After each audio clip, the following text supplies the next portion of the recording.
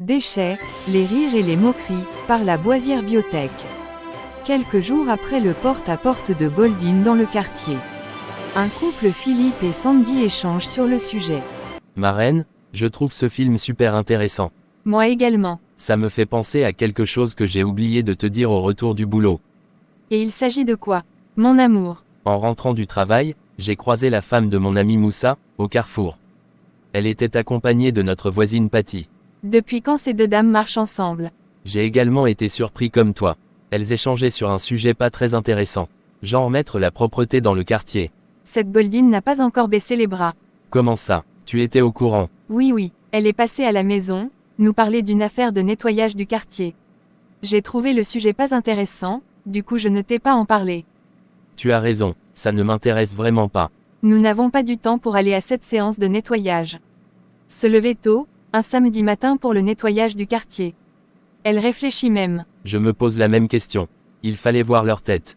Très engagée et heureuse de ce qu'elle prépare. Je ne suis même pas sûr que Moussa va la laisser sortir pour aller faire ces choses-là.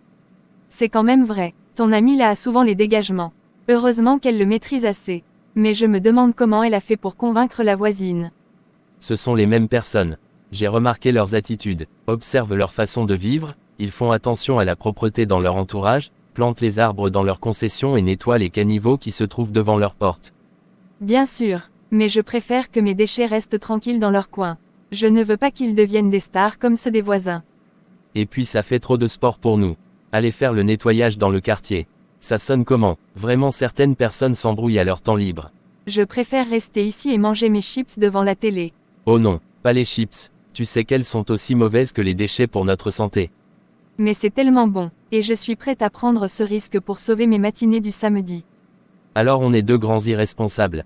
On devrait recevoir un prix pour cela.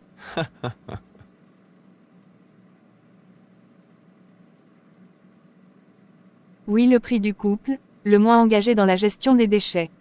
On pourrait même faire un discours. Mesdames et messieurs, merci de nous avoir élus champions du désordre. Bon, assez rigolé. Ok, devrait peut-être au moins penser à mettre nos déchets dans la poubelle demain.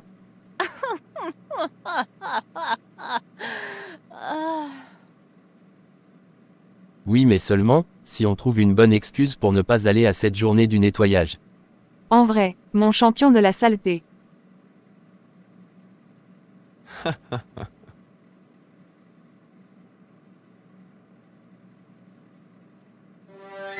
Abonne-toi à mes pages, like, partage et laisse ton avis en commentaire.